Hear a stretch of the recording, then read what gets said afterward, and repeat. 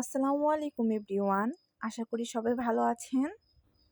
নুসরাত চ্যানেলে আপনাদের স্বাগতম।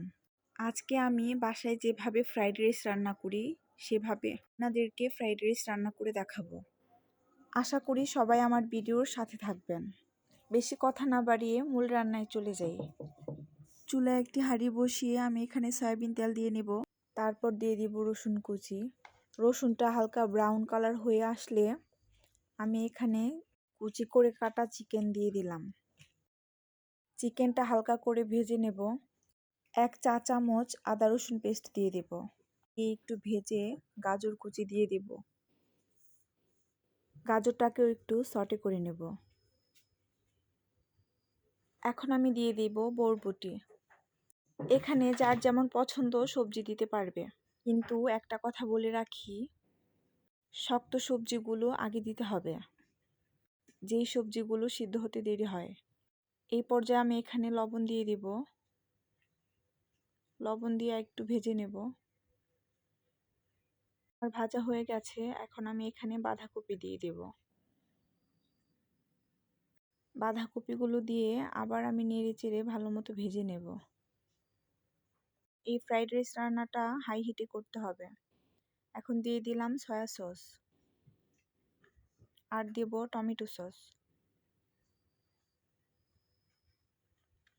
ভালো মতো মিশিয়ে নেব।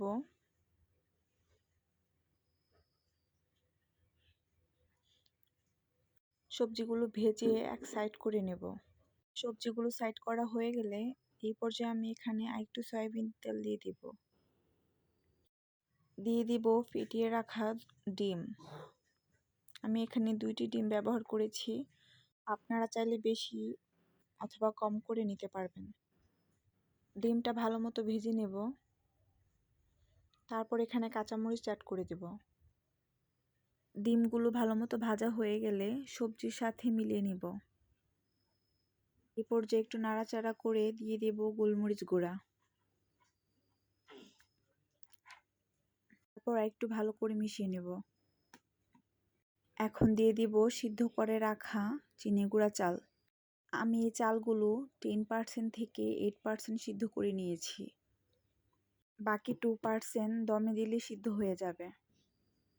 আমি এখানে অফ ক্যামেরায় 1.5 চামচ গোলমরিচ দিয়েছিলাম। গোলমরিচ দিয়ে আবার ভালো মতো মিশিয়ে নিয়েছি।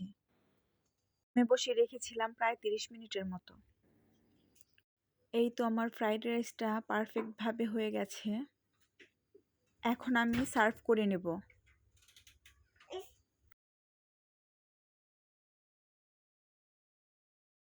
আমি সিম্পলভাবে সার্ভ করে নিলাম। আপনারা যে যার পছন্দ মতো সার্ভ করে নেবেন। আমি ফ্রাইড রাইসের সাথে চিকেন ফ্রাই আর চিকেন ভেজিটেবল বানিয়েছিলাম। আপনারা চাইলে পরের ভিডিও 2টা আপলোড করে দেব।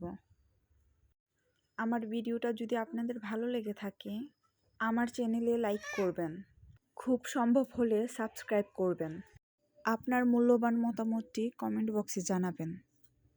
আজকের মতো বিদায় নিচ্ছি। আল্লাহ হাফেজ। আসসালামু আলাইকুম।